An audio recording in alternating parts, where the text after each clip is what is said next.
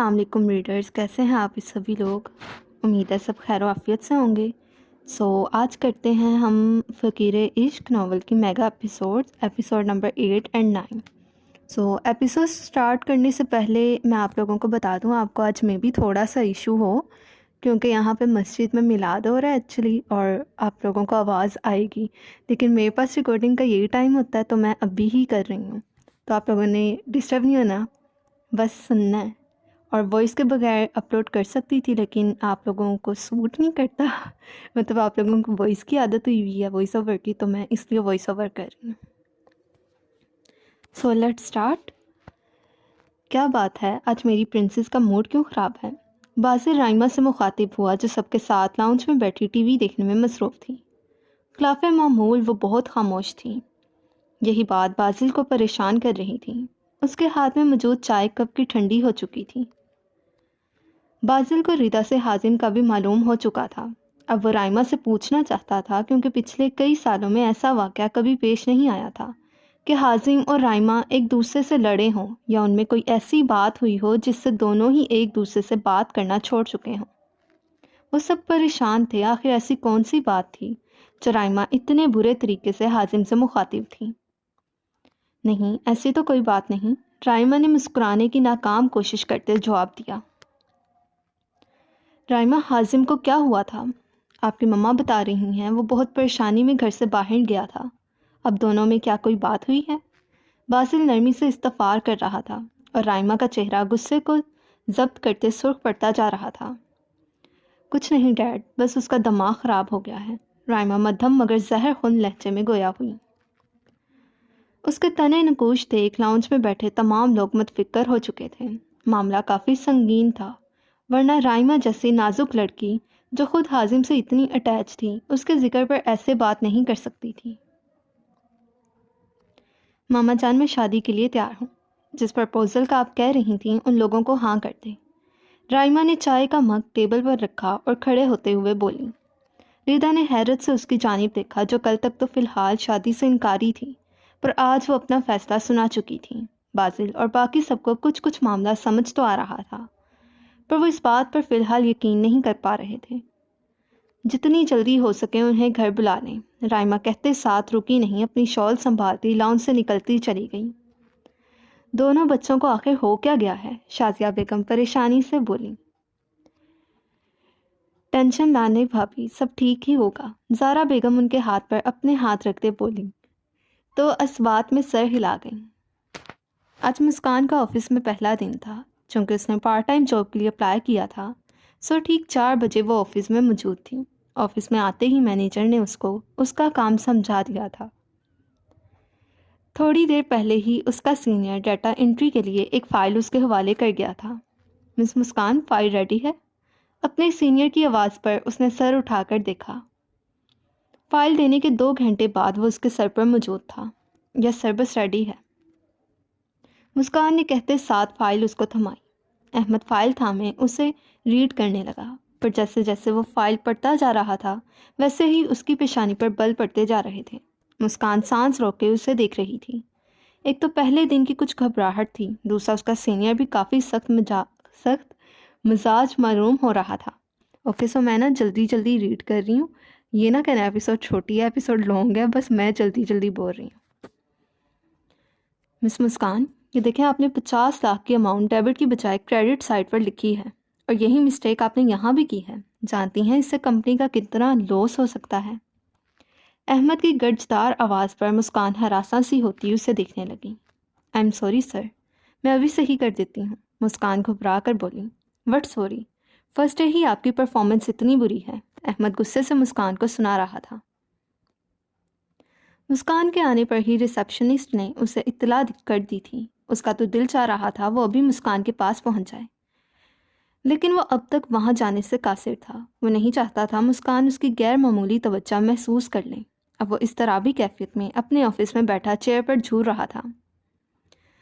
بس مس مسکان، اب آپ کے دیدار کے لیے اس سے زیادہ صبر میں نہیں کر سکتا۔ اذان نے ایک دم جھولتی چیئر کو روکا اور ورسٹ واچ میں ٹائم دیکھ کر گویا ہوا۔ اگلے ہی لمحے وہ کرسی سے کھڑا ہوا اور اپنا کوٹ اٹھا کر پہننے کے بعد بالوں میں ہاتھ پھیرتا وہ اپنی روبدار پرسنالٹی لیے گلاس ڈور کھولے باہر نکلتا چلا گیا۔ ہری سحر انگیز آنکھوں میں چمک لیے وہ مضبوط قدم اٹھاتا آفس کی طویل راہداری سے گزرتا امپلائیز کے کیبن کی جانب بڑھا۔ چند قدم آگے بڑھانے کے بعد جو منظر اس کی نگاہوں نے دیکھا وہ اذلان علی کی پیشانی گرد آلود کر گیا۔ احمد کسی امپلائی پر اس کی نہیں یہاں مسٹیک ہے، 2 منٹ۔ احمد کسی امپلائی کو اس کی غلطی پر جھاڑ پلا رہا تھا۔ وہ امپلائی کوئی اور نہیں اس کے دل میں گھر کر لینے والی مسکان عالم ہی تھی۔ گو کہ اس لڑکی کی پشت اذلان کی جانب تھی، پر اس کے کندھوں پر موجود چادر اور سر پر دوپٹہ دیکھ وہ اس کو پہچان گیا تھا۔ اذلان کی ہری آنکھیں پل بھر میں سرخ ہونے لگیں۔ وہ کبھی برداشت نہیں کر سکتا تھا کہ کوئی شخص اس کی مسکان سے اس طرح بات کرے۔ احمد کے چہرے پر شدید برہمی کے تاثرات تھے۔ مسکان کی اپنی جانب پیٹ ہونے کی وجہ سے وہ اس کے تاثرات دیکھنے سے قاصر تھا، پر وہ اتنا ضرور جانتا تھا پہلے دن ہی ایسی سچویشن فیس کر کے وہ نازک جان یقیناً گھبرا گئی ہوگی۔ اذلان قدم با قدم چلتا اب ذرا قریب آیا۔ احمد جو بڑے زور و شور سے مسکان کو ڈانٹ رہا تھا، مسکان کے پیچھے موجود اذلان کو دیکھ اس کی زبان کو بریک لگی۔ اذلان نے قہر برساتی آنکھوں سے اسے وہاں سے چلے جانے کا اشارہ کیا۔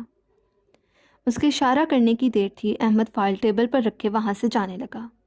مسکان جو احمد کے چپ ہو جانے پر ہی ناسمجھی سے اسے دیکھ رہی تھی، ایک دم اس کے بنا کچھ کہہ کر جانے پر اس نے چہرہ موڑ کر دیکھا تاکہ وہ اس سے ایک بار پھر معافی مانگ سکے، پر اپنے پیچھے اذلان کو دیکھ اسے احمد کے جانے کی وجہ سمجھ آئی تھی۔ مسکان ایک جھٹکے سے اپنی جگہ سے کھڑی ہوئی۔ اذلان جس کی آنکھیں پہلے آگ برسا رہی تھیں، اب مسکان کے اپنی جانب متوجہ ہونے پر وہ نارمل ہوئیں۔ السلام علیکم سر، مسکان نے مدھم آواز میں سلام کیا۔ اذلان نے ایک نظر مسکان کے چہرے پر ڈالی جو کچھ حواس باختہ سی تھی۔ وعلیکم السلام، اذلان کی بھاری آواز گونجی۔ Miss Muskan come to my office, Azlan تحکم بھرے انداز میں کہتا وہاں سے پلٹ گیا۔ اس کے جانے کے کچھ دیر بعد ہی مسکان اس کے سامنے اس کے آفس میں کھڑی تھی۔ اس کا سانس اٹک چکا تھا، یعنی ایک بار پھر اسے ڈانٹ پڑنے والی تھی۔ پلیز بیٹھیں، اذلان نے کرسی کی جانب اشارہ کرتے کہا۔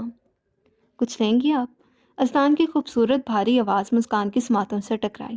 اس سے پہلے وہ کچھ بولتی اذلان 2 کپ کافی کا کہہ چکا تھا۔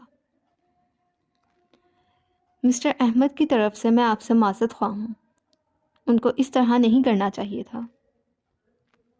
اذلان دونوں کوہنیاں ٹیبل پر ٹکائے، دونوں ہاتھ کی انگلیاں آپس میں پیوست کر کے گویا ہوا۔ اس کی نظریں مسکان کے چہرے پر ٹکی تھیں جو نظریں جھکائے بیٹھی تھی، پر اب اس کی بات پر یکدم اس کی جانب نظریں اٹھا کر اذلان کو دیکھا تھا۔ نہیں سر، اس کی ضرورت نہیں، وہ ایکچولی میری ہی غلطی تھی، مسکان مدھم آواز میں بولی۔ اس کی میٹھی آواز سن کر اذلان کا دل کیا وہ یوں ہی بولتی رہے اور اذلان علی اس کو سنتا رہے۔ اس کی ہری آنکھیں بڑے والہانہ انداز سے مسکان کے چہرے کے بوسے لے رہی تھیں جو اپنی بات کہہ کر نگاہیں جھکا کر بیٹھ گئی تھی۔ آفس بوائے اذلان کی اجازت لیتا آفس میں داخل ہوتا کافی رکھ کے جا چکا تھا۔ کیا مسٹیک ہوئی تھی؟ اذلان کافی کا گرما گرم مگ اٹھاتا بولا۔ وہ میں نے ڈیٹا انٹری غلط کر دی تھی سر، احمد نے دیکھ لیا ورنہ فرم کو کافی بڑا لاس ہو سکتا تھا، تقریباً 70 لاکھ کا۔ مسکان نے شرمندہ ہوتے وجہ بتائی۔ میری زندگی کا سب سے بڑا لاس تو تم میرا کروا چکی ہو میری معصوم پری، میرا دل تو اپنے قبضے میں کر چکی ہو، اذلان نے دل میں کہا۔ میں بھی اذلان علی، بھرپائی کے بغیر تو اپنی پری کی جان بخشی نہیں کروں گا۔ اب تو اس معصوم پری کو اس ہرے دیو کی قید میں ہی قید ہو کر بھرپائی کرنی پڑے گی۔ اذلان کے لب مسکرائے، پر اگلے ہی لمحے وہ سنجیدہ ہو گیا۔ ابھی وہ کچھ کہتا جب ایک جھٹکے سے دروازہ کھلا اور اریان مصروف سے انداز میں اندر داخل ہوا، پر سامنے مسکان کو بیٹھے دیکھ ٹھٹکا۔ اریان معنی خیزی نظروں سے مسکان کی جانب دیکھتے اندر داخل ہوا۔ اذلان دانت کچھ کچا کر رہ گیا۔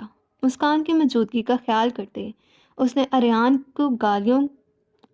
اریان کی گالیوں سے تواضع کا سلسلہ فی الحال ملتوی کیا، پر اس کی گھوریاں اس بات کا واضح ثبوت تھیں کہ وہ اریان کو دل ہی دل میں خوب گالیوں سے نواز رہا ہے۔ السلام علیکم سر، مسکان جلدی سے کھڑی ہوتی بولی۔ وعلیکم السلام بھاب۔ اریان کی زبان بے ساختہ ہی پھسلی۔ ایک زوردار پھندا اسلان کو لگا۔ اس کو کھانستے دیکھ مسکان اب متفکر سی ہوتی اس کی جانب متوجہ ہوئی۔ اریان فائل ٹیبل پر رکھے فوراً آگے بڑھا اور اس کی پیٹھ تھپتھپانے لگا۔ اسلان کی پشت وہ تھپتھپا تو کم رہا تھا، البتہ اس کو مار مار کر دوہرا کرتا جا رہا تھا۔ Relax mister Aslan. اریان اس کی پشت پر دھپ رسید کرتے ہوئے بولا۔ مس مسکان آپ تو بیٹھیے۔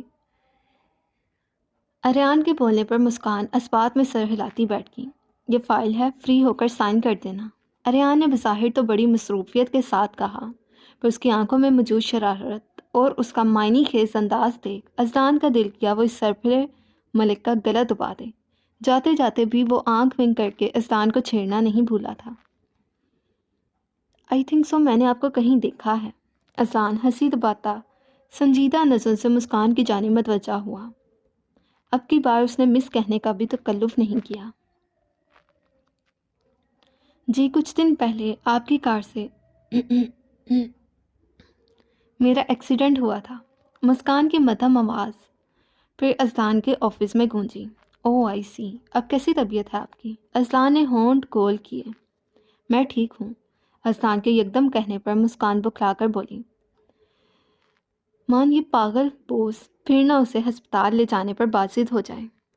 اس کے تو وہم و گمان میں بھی نہیں تھا یہ شخص اتنی بڑی فرم کا مالک ہو سکتا ہے۔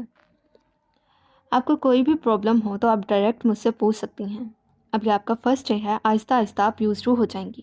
اسلان اب سنجیدہ ہوا۔ Thank you sir. مسکان تشکر امیز لہجے میں بولی۔ اب میں جاؤں؟ مسکان نے اجازت چاہی۔ جی۔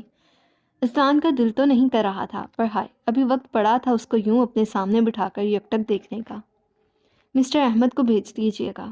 اسلان کی بات پر وہ اسبات میں سر ہلاتی گلاس روڈ دھکیلے باہر نکل گئی۔ جاتے دسمبر کی آخری یک بستہ شام لاہور شہر کو اپنی لپٹ میں لے چکی تھی۔ اندھیرا پر پھیلائے پاکستان کے دل کو اپنی لپٹ میں لیتا چلا جا رہا تھا۔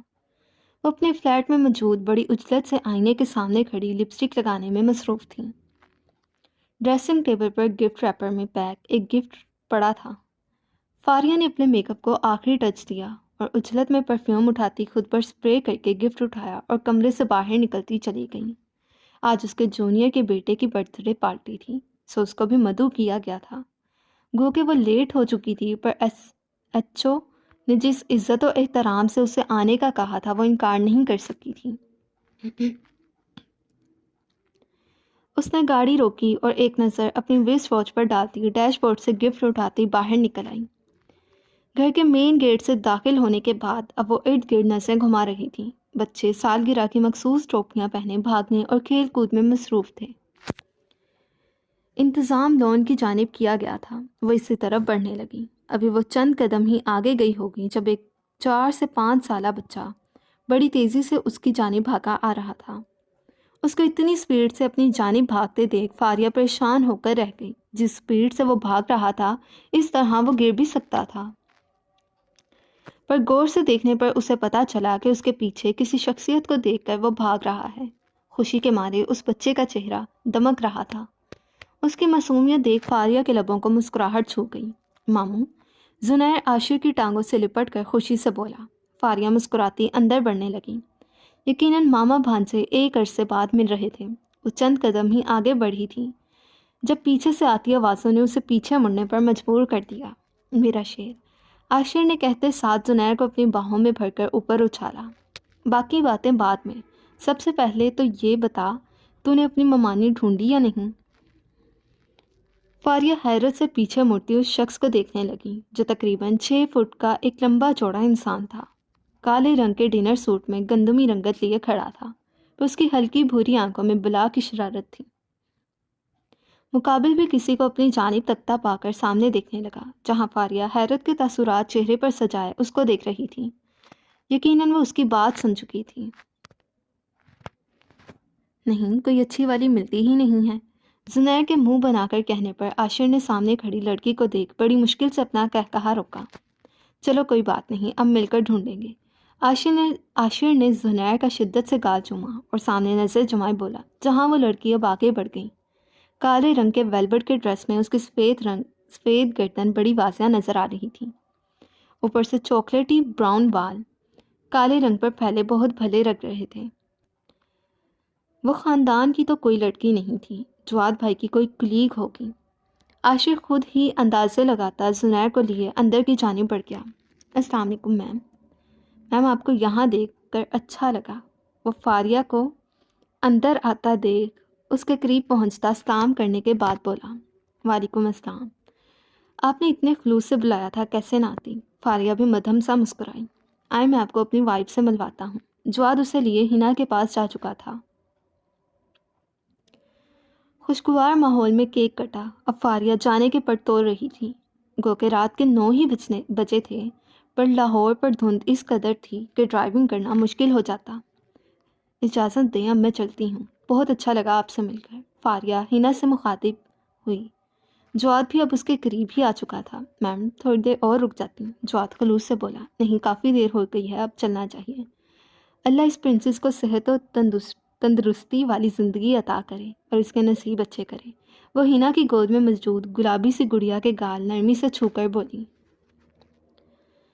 کچھ دور کھڑے عاشر نے اس کی بات سن کر بغور اسے دیکھا، جو محض خود 25-24 سال کی ہوگی، پر باتیں بڑی سمجھداری کی کر رہی تھی۔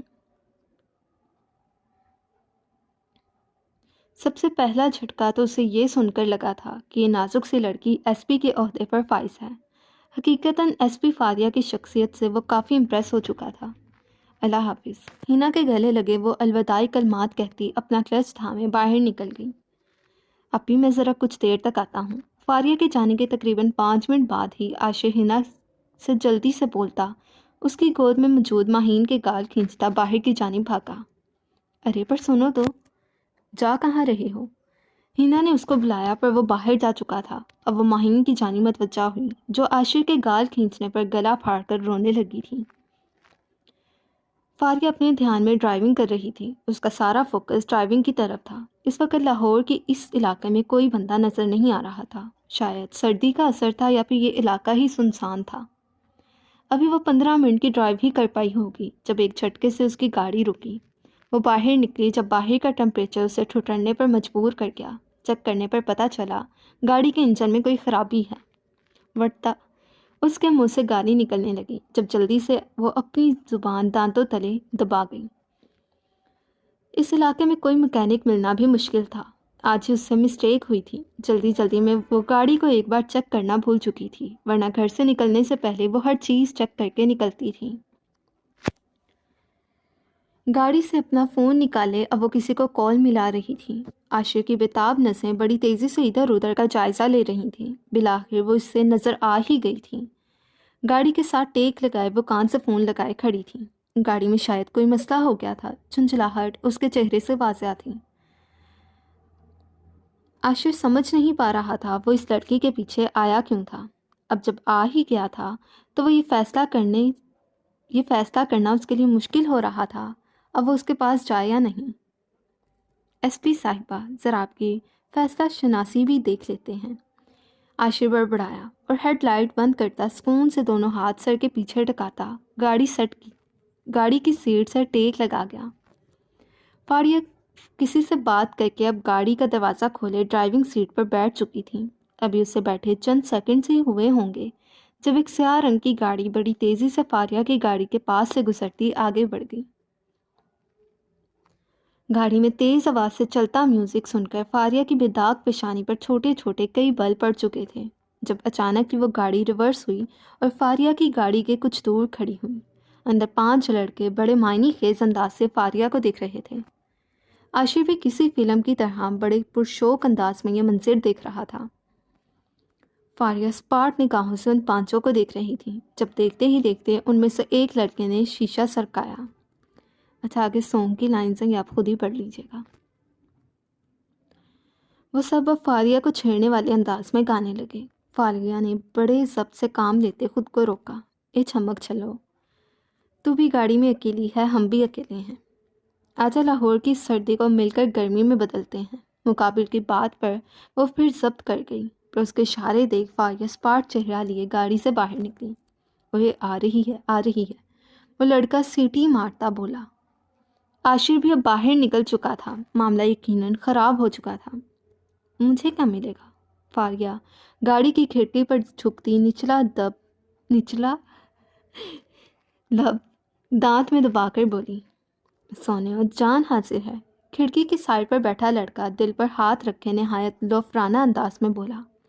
باقی سب اب ہوٹنگ کرنے لگے۔ عاشر جلدی سے اس کی جانب بڑھا، پر فاریہ کے اگلے امر نے عاشر کو اپنی جگہ پر ہی رکنے پر مجبور کر دیا۔ بس اب مکرنا نہیں، فاریہ نے کہتے ساتھ کھڑکی سے ہاتھ ڈالتے لاک کھولا اور اس لڑکے کو گریبان سے پکڑ کر سڑک پر پٹکا۔ اگلے ہی لمحے اس کے سینے پر اپنی ہیل والی جوتی پوری قوت سے ماری۔ سنسان سڑک پر اس لڑکے کی ایک زوردار کراہ گونجی۔ اپنے ساتھی کی ایسی حالت دیکھ وہ چاروں لڑکے گاڑی کا دروازہ کھولے باہر نکلے۔ تو سمجھتی کیا ہے اپنے آپ کو؟ ان میں سے ایک لڑکا تیش کے عالم میں چلایا۔ فاریہ نے اس کی بات کا جواب دیے بنا اپنی شال اتاری اور گاڑی کی بونٹ پر رکھی۔ اب وہ اپنے بازو فولڈ کر رہی تھی۔ تو کیا اپنے آپ کو کوئی ہیرو سمجھ رہی ہے؟ تو ایک ہے اور ہم 5، وہ لڑکا تیز سے بولا۔ بہت شکریہ بتانے کا۔ فاریہ اپنے کھلے بالوں کو جوڑے کی شکل دیتی اسپاٹ لہجے میں بولی۔ چلو تم لوگوں کو جنت کی سیر کرواتی ہوں۔ فاریہ 2 انگلیوں سے انہیں اپنی جانب آنے کا اشارہ کرتے آنکھ دبا کر بولی۔ وہ چاروں لڑکے بڑی پھرتی سے اس کی جانب بڑھے۔ عاشر اب گاڑی پر چڑھ کر بیٹھ چکا تھا۔ سامنے کا سین کسی فائٹنگ مووی سے کم کا نہ تھا۔ وہ چاروں سڑک پر ڈھیر اب کراہ رہے تھے۔ سینے سے لگائے گا مجھے؟ جس لڑکے نے گانا گایا تھا فاریہ اس کے بال جکڑتی ایک دم گاڑی میں اس کا سر مارتی ہوئی بولی۔ مقابل کے سر سے خون نکلتا چہرے پر بہنا شروع ہو گیا تھا۔ جیو شیرنی، عاشر محسوس ہوتے ہوئے سیٹی مار کر گاڑی سے نیچے اتر کر بولا۔ فاریہ نے حیرت سے کچھ دور دیکھا جہاں ہلکی دھند میں وہ ہیولا اس کی جانب بڑھ رہا تھا۔ اس کے تھوڑا قریب آنے پر فاریہ حیرت سے اس کی جانب دیکھنے لگی۔ آپ؟ وہ حیرانی سے بولی۔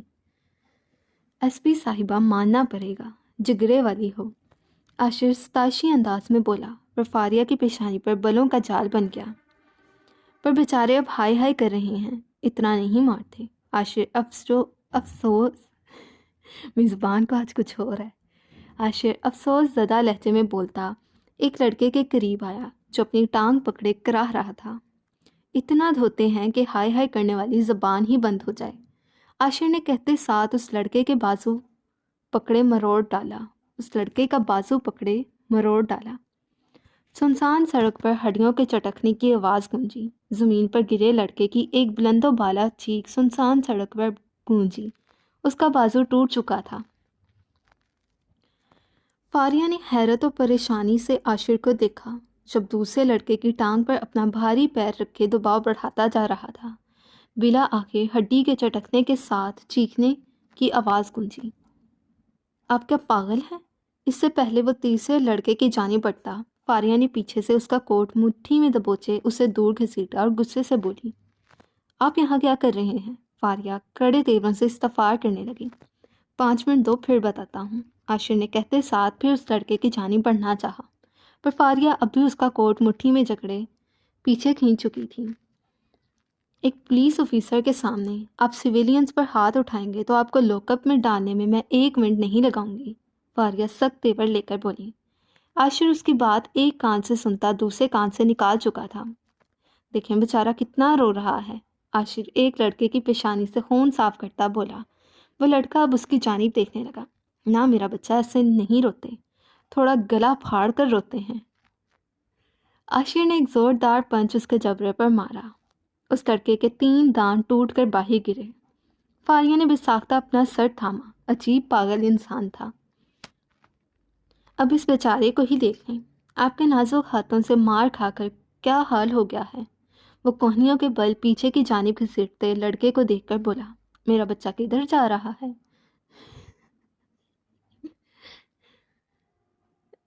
ابو جی کی مار سے بھاگتے نہیں ہیں، پر ساتھ سمجھ کر قبول کرتے ہیں، عاشر نے کہتے ساتھ اس کا پیر پکڑا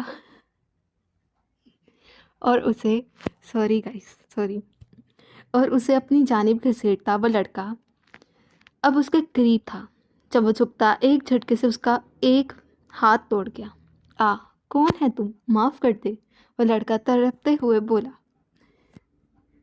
نہیں یار، ایک نہیں، ایک ہاتھ ٹوٹنے پر تو تجھے بھیک بھی نہیں ملے گی، دونوں ہاتھ تو کم سے کم ٹوٹے ہوئے ہوں، عاشر نے کہا اور اس کے دوسرے ہاتھ کو کلائی سے تھامنے اس کی کلائی توڑ گیا۔ فاریہ ہونکوں کی طرح عاشر کی شکل دیکھنے لگی، جو شکل سے تو اور قد کاٹ سے تو نارمل انسان لگتا تھا، پر حرکتوں سے وہ اسے تھوڑا کھسکا ہوا لگا۔ وہ اپنی منمانی کر کے کھڑا ہوا اور فون نکالے کسی کو فون کرنے لگا۔ جی جلد از جلد یہاں ایمبولینس بھیج دی جائے۔ بیچارے لڑکے تکلیف سے تڑپ رہے ہیں۔ جی سر، بس کیا کہا جا سکتا ہے، آج کل کے ینگسٹرز ڈرائیونگ ہی اتنی تیز کرتے ہیں۔ جی ٹھیک ہے، آ جائیں آپ۔ عاشر ریسکیو کے نمبر پر کال ملاتا، ان کو جگہ کا بتائے انفارم کرتا فون بند کر گیا۔ ہاں تو ایس پی، کیا کہہ رہی تھی تم؟ مجھے اریسٹ کرو گی؟ عاشر نے اب کی بار آپ کہنے کا بھی تکلف نہ کیا۔ تو کر لو نا، پر خود ایک ملک کی محافظ ہو کر دوسرے وردی والے کو اریسٹ کرتے شرم نہیں آئے گی؟ عاشر نے تیوری چڑھائی۔ ہاں مانا کہ ہمارے ڈپارٹمنٹس ذرا چینج ہے، پر کام تو ملک کی حفاظت ہی ہے۔ عاشر اپنی ہلکی شیپ پر ہاتھ پھیرتے بولا۔ کیا مطلب؟ فاریہ الجھ کر بولی۔ آپ ہی نے تو میرا تعارف نہیں کروایا ہوگا، چلو میں خود ہی کروا دیتا ہوں۔ ہائی، اٹس می کیپٹن عاشر، دوستوں کی جان، محفل کی رونق اور دشمنوں کی موت، عاشر نے فاریہ کے آگے ہاتھ کر کے کہا۔ فاریہ اس کا ہاتھ نظر انداز کرتی گاڑی سے اپنی شال اٹھائے اپنے ارد گرد لپیٹنے لگی۔ اوکے، ایز یو وش، چلو ایس پی تمہیں ڈراپ کر دوں۔ عاشر اپنا ہاتھ پیچھے کرتا بولا۔ نو تھینکس، گاڑی آنے والی ہوگی۔ فاریہ سرت سے انکار کرتے ہوئے بولی۔ اوکے، میں جا رہا ہوں، کھڑی رہو۔ مانا بہت بہادر ہو، پر اگر لاہور کی ہو تو جانتی ہوگی یہ جگہ رات کے وقت کافی خطرناک ثابت ہو سکتی ہے۔ اگر اتنا شوق ہے شہید ہونے کا تو کھڑی رہو۔ عاشر کندھے اچکا کر بولا۔ Have a sweet winter night, Ashar لہک کر بولتا، دو انگلیاں اپنی پیشانی پر رکھے اسے سی آف کیے گاڑی کی جانب بڑھ گیا۔ اوئے سنو، فاریہ کی آواز دینے پر عاشر مسکراہٹ دباتا پیچھے مڑا۔ ہاں بولو، عاشر گویا ہوا۔ کوئی پروف دو کہ تم کیپٹن ہو اور مجھے صحیح سلامت گھر پہنچاؤ گے۔ فاریہ کو لگا وہ صحیح کہہ رہا ہے، کیونکہ اس کو لاہور آئے اتنا عرصہ تو نہ ہوا تھا، اسی لیے وہ ابھی لاہور کے اندرونی کئی راستوں سے ناواقف بھی تھی۔ اس پاگل پر وہ یقین بھی تو نہیں کر سکتی تھی۔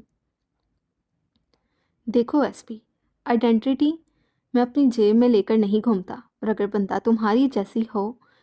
فاریہ کی گھوری پر اس کے ہونٹ کے الفاظ منہ میں ہی دب گئے۔ مطلب خوبصورت ایس پی کو دیکھ اگر مجھ جیسا شریف النفس انسان بہک بھی جاتا ہے، اول تو میں بہت شریف انسان ہوں۔ عاشر دونوں ہاتھ کھڑے کرتے بولا۔ فاریہ نے آنکھیں گھمائیں، اس کی شرافت وہ کچھ دیر پہلے اچھے سے دیکھ چکی تھی۔ اگر کوئی جسارت کرتا بھی ہوں تو میری ناک توڑنے کا آپشن تمہارے پاس موجود ہے، عاشر شرارت سے بولا۔ تو فاریہ کچھ پل سوچتی رہی، پھر گاڑی سے اپنا کلچ اور دوسری چیزیں تھامتی گاڑی لوگ کی اس کے ساتھ گاڑی میں بیٹھ گئی۔ سامنے دیکھ کر ڈرائیو کرو، مجھے ابھی بھی شک ہے کہ تم جیسے نمونے کو آرمی والوں نے کیسے بھرتی کر لیا۔ فاریہ ڈرائیونگ کرتے اپنی جانب دیکھتے عاشق کو گھور کر بولی، تو عاشق کہکہا لگا کر ہنس دیا۔ اس کے کہکہا لگانے پر وہ منہ بنا کر رہ گئی۔ سعد اس وقت گھر کے قدرے سنسان حصے میں موجود اپنی جم میں بیٹھا تھا۔ وہ یکٹک اپنے سامنے بورڈ پر لگی کئی تصویروں کو دیکھ رہا تھا۔ ہر تصویر میں وہی تھی، کہیں ہنستی ہوئی، کہیں آئس کریم کھاتی ہوئی، پھولے پھولے روئی جیسے گال اس کی معصومیت میں اضافہ کر رہے تھے، پر ہر تصویر میں کالی گہری آنکھوں میں شرارت واضح تھی۔ سعد نے ہاتھ میں پکڑا چاقو ایک جھٹکے سے تصویر کی جانب اچھالا، جو تصویر پر عین زائرہ ملک کی پیشانی کے بیچوں بیچ جا کر اٹک گیا۔ سعد کھڑا ہوا اور قدم با قدم چلتا اس کے قریب چلا گیا۔ بی ریڈی بیبی، بہت جلد تمہاری آنکھوں میں شرارت کی جگہ ویرانیاں راج کریں گی۔ سعد تصویر میں موجود زائرہ کے گال اور پھر آنکھوں پر اپنے سرسراتے بھاری ہاتھ پھیر کر سرگوشی نما آواز میں بولا۔ اب وہ لال رنگ کا مار کر پکڑے کینڈلز کی جانب بڑھا اور آج کی تاریخ پر بڑا سا کٹ لگا گیا۔ پھر ایک پر اسرار مسکراہٹ نے اس کے لبوں کا احاطہ کیا۔ محض 1 ہفتہ رہ گیا تھا، اس کے بعد وہ اپنے مقصد کو پایا تکمیل پہنچانے والا تھا، یہ جانے بغیر کہ ایک معصوم کو بے وجہ سزا دے کر وہ گناہ کا مرتکب ہونے والا تھا۔ اسے فی الحال کچھ معلوم نہ تھا کہ نفرت کی جلتی اس آگ میں عشق کی آگ کب بھڑک اٹھے گی اور اسے فقیر عشق بنا دے گی، پر تب تک شاید قسمت کی ستم ظرفی کہ وہ اپنے ہاتھوں ہی اپنا سب کچھ برباد کر چکا ہوگا۔ ظاہرہ سعد کے آفس میں کھڑی تھی۔ کلاس کے کسی اسٹوڈنٹ کی اٹینڈنس کے علاوہ مڈس کے پیپرز کا بھی کوئی ایشو آ رہا تھا۔ بطور کلاس ریپرزنٹیٹر کے طور پر وہ سعد سے بات کرنے گئی تھی۔ اب وہ سعد کے سامنے رکھی گئی ٹیبل کے ساتھ کھڑی تھی، جبکہ سعد لیپ ٹاپ پر لگا اس اسٹوڈنٹ کی اٹینڈنس چیک کر رہا تھا۔ جب آفس بوائے اندر آیا اور سعد کے ٹیبل پر کافی کا مگ رکھ کر چلا گیا، ظاہرہ خلاف توقع بڑا سیریس کھڑی تھی، پر اب اس کی شرارتی رگ بری طرح پھڑپھڑانے لگی۔ ظاہرہ ملک اتنی دیر سنجیدہ رہ لے، یہ تو ایک انہونی تھی۔ وہ سعد کی نظروں سے بچا کر اپنا ہاتھ اپنے بیگ کی سائڈ پاکٹ کی جانب بڑھانے لگی۔ بیگ سے اپنی مطلوبہ چیز نکال کر سعد کے چہرے پر بغور نظریں جمائے وہ اپنا ہاتھ ٹیبل پر رکھتی بڑی آہستگی سے کافی کے مگ کی جانب بڑھانے لگی۔ کھڑوس انسان، اب بتاتی ہوں کہ میرے ٹچ بٹن کام کرتے ہیں یا نہیں۔ ظاہرہ اپنی کارروائی مکمل کرتی دل ہی دل میں بڑبڑائی، یہ ظاہرہ، اب بیٹھ کر ویٹ کریں یا پھر کلاس میں جائیں، ابھی وقت لگے گا۔ سعد کافی کا مگ تھامے لبوں کے قریب لے جاتے بولا، اوکے سر، میں چلتی ہوں۔ ظاہرہ اپنا کہکہا دباتی مدھم آواز میں بڑی شرافت سے بولتی مڑ گئی۔ یہی شرافت سعد کو بری طرح کھٹکی۔ اس نے نظر اٹھا کر ظاہرہ کی پشت کو دیکھا جو جینز شرٹ کے ساتھ آج کوٹ پہنے ہوئی تھی، پھر اپنا وہم سمجھ کر سر جھٹک کر کافی کا گھونٹ بھر گیا، پر اگلے ہی لمحے اسے ظاہرہ کی اتنی شرافت کی وجہ سمجھ آ چکی تھی۔ ظاہرہ رکو۔ سعد کی دھاڑ پر ظاہرہ نے بڑی مشکل سے اپنا کہکہا دبایا۔ یقیناً چوڑن اور املی والی بلیک کافی پی کر خروس کی ہوا نکل گئی ہوگی۔ یس سر، ظاہرہ اپنے چہرے پر اصلی سنجیدگی سجائے مڑی اور پھر انتہا کے معصوم لہجے میں بولی۔ سعد سخت تیور لیے قدم با قدم اس کی جانب بڑھنے لگا۔ وہ بول کچھ نہیں رہا تھا، پر اس کے سنجیدہ تاثرات اور شعلہ اگرتی نگاہیں بھی ظاہرہ ملک کو خوفزدہ نہیں کر پا رہی تھیں۔ وہ بڑی مشکل سے اپنا کہکہا روکے کھڑی تھی۔ سعد بنا کچھ بولے سرخ چہرہ لیے اس کی جانب قدم بڑھائی جا رہا تھا۔ اس سے 4 قدم کی دوری پر ظاہرہ بے ساختہ ہی 2 قدم پیچھے ہوئی۔ سعد نے خود کو روکا۔ کافی میں کیا ملایا ہے؟ سعد کی سرد مگر بھاری آواز آفس میں گونجی۔ کیا مطلب؟ ظاہرہ نہ سمجھی سے بولی۔ سعد نے 6 قدموں کا فاصلہ پل میں طے کیا۔ ظاہرہ کے یکدم ہی اس سے دور ہونے کی غرض سے دروازے کے ساتھ چپکی۔ سر، کیا ہوا ہے؟ ظاہرہ کی جان اب نکلی تھی۔ سعد اس کے قریب کھڑا اس کی آنکھوں میں اپنی سنہری سرخ ہوتی آنکھیں گاڑ گیا۔ جھوٹ بولا تو بہت برا پیش آؤں گا۔ لاسٹ ٹائم پوچھ رہا ہوں کافی میں کیا ملایا ہے؟ سعد ایک ایک لفظ چبا کر بولا۔ ظاہرہ کو لگا اب اگر اس نے جھوٹ بولا تو سعد ہمدانی اس کا گلا لازمی دبا دے گا۔ چورن اور املی، ظاہرہ مدھم آواز میں بولی، گیٹ آؤٹ۔ سعد یکدم ہی اس سے دور ہوتا اس کی جانب پشت کیے اپنے بالوں میں ہاتھ پھیرے خود کو پرسکون کرنے کی کوشش کرتے دھاڑا۔ ہوں نہیں، کھڑوس۔ ظاہرہ اسے زبان چڑھائے منٹ کی دہ کیے بغیر باہر بھاگی۔ سعد کے آفس سے دور جا کر ایک ہنسی کا فوارہ تھا جو رکنے کا نام نہیں لے رہا تھا۔ سعد کا سرخ چہرہ اب بھی اس کی نظروں میں گھوم رہا تھا۔ وہ جلدی سے ادھر سے بھاگی۔ اب اپنا کارنامہ مسکان اور عنایہ کو بھی تو سنانا تھا۔ ظاہرہ کے چاہتے ساتھ ہی سعد کافی کی جانب بڑھا اور کافی کا مگ اٹھا کر زمین پر پٹکا۔ اس کا بس نہیں چل رہا تھا وہ اس چھٹانگ پر کی لڑکی کو کچھ کر دے۔ ہانیہ اور حارث اس وقت بازل اور باقی سب کے سامنے بیٹھے تھے۔ ساری بات جاننے کے بعد باقی سب خاموشی سے بازل کو دیکھ رہے تھے۔ بھائی حازم بہت ڈسٹرب ہے، ہانیہ پریشانی سے بولی۔ وہ بازل کے چہرے سے کوئی بھی جواب اخذ کرنے سے قاصر تھی۔ بازل کے چہرے پر گہری سوچ کی پرچھائی واضح تھی۔ حارث بھی اب اس کے جواب کا منتظر بیٹھا تھا۔ حازم خان کی حالت اور اس کی تڑپ حارث سے چھپی ہوئی نہ تھی۔ سب سے بڑھ کر وہ اپنے بیٹے کے ضدی پن سے واقف تھا۔ وہ جانتا تھا اگر حازم اب تو منت سماجت کر رہا ہے، لیکن اگر وہ ضد میں آ گیا تو وہ نفع و نقصان نہیں دیکھے گا، وہ بس اپنی ضد پوری کر جائے گا۔ حازم مجھے بھی بہت عزیز ہے. میں نے آج تک شازل اور حازم میں کوئی فرق نہیں کیا، اور اس معاملے میں شاید میں کچھ نہ کر سکوں، کیونکہ رائمہ کا جو فیصلہ ہوگا وہی میرا فیصلہ ہوگا. اگر وہ ہاں کر دیتی ہے تو مجھے بھلا کیا اعتراض ہوگا؟ بازل نے اپنی بات ختم کر کے باری باری سب کو دیکھا جن کے چہرے پر پریشانی تھی. السلام علیکم. ابھی وہاں بیٹھے نفوس میں سے کوئی کچھ بولتا کہ رائمہ اندر داخل ہوتی سلام کیے وہاں بیٹھے تمام نفوس کی توجہ اپنی جانب مبذول کروا چکی تھی. ہانیہ پھپھو آپ کب آئیں؟ رائمہ خوش ہوتی ہانیہ کی جانب بڑھی جو اب کھڑی ہو چکی تھی. ماما انفارم ہی کر دیتی، میں بوتیک سے پہلے آ جاتی. ایک تو ہماری پھپھو بھی تو عید کا چاند ہو گئی ہیں. اب آج اتنے عرصے بعد ہمارے گھر چاند نکلا ہے تو مجھے تو انفارم کرنا چاہیے تھا نا.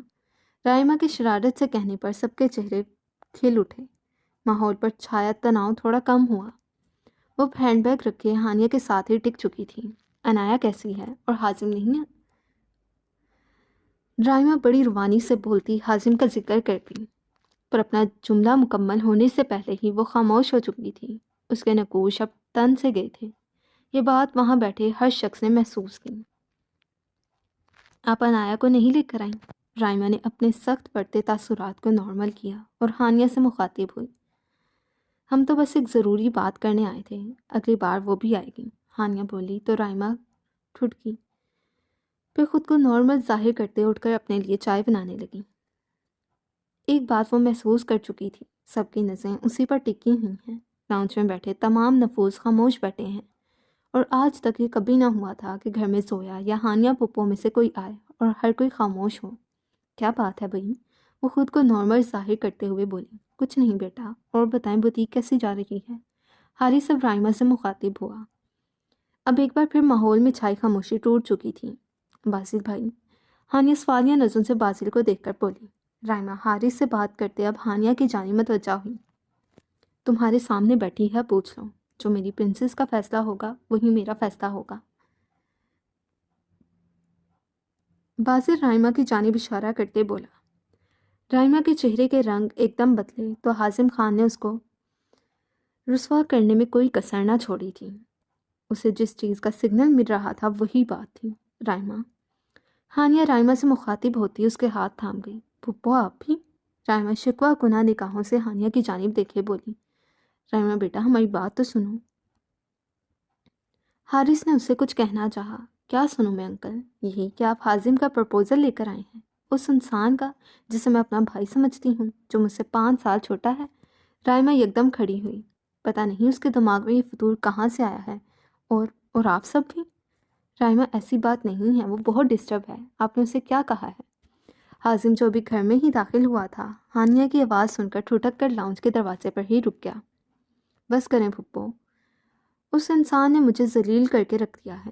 میں سوچ بھی نہیں سکتی تھی میری اٹینشنز کو وہ ایسا رنگ دے کر آپ کے آگے بیان کرے گا. رائمہ کی آواز سن گئی. اتنے دن سے میں خاموش تھی کیونکہ مجھے اپنی عزت بہت عزیز ہے، لیکن حازم مجھے بےعزت کروانے پر تلا ہوا ہے. رائمہ نے اپنا ہینڈ بیگ اٹھایا. سن لیں آپ سب، نہ میں نے پہلے کبھی ایسا سوچا تھا اور اب اس انسان کی شکل تک نہیں دیکھنا چاہتی. رائمہ کہتے ساتھ لاؤنج سے باہر نکلی جب اس کی نظر سامنے کھڑے حازم پر پڑی. وہ بے تحاشا سرخ ہوتا چہرہ لیے ایک نگاہ غلط اس پر حقارت سے منہ موڑے اوپر کی جانب بھاگ گئی. حازم جو رائمہ کے لہجے میں اپنے لیے اتنی نفرت محسوس کر کے سن کھڑا تھا، اب رائمہ کی ایسی نگاہیں اس کا دل چیر گئیں. اپنی سرخ ہوتی آنکھیں بند کیے وہ بھی پھرتی سے سٹیپ عبور کرتا رائمہ کے کمرے کی جانب بڑھا. سو ریڈرز، یہ تھی آج کی ایپیسوڈ. ہوپ سو آپ کو پسند آئے گی. باقی جب تک کے لیے نیکسٹ ایپیسوڈ نہیں آتی تب تک کے لیے اللہ حافظ. اپنی رائٹر کو اپنی دعاؤں میں یاد رکھیے گا. اللہ حافظ.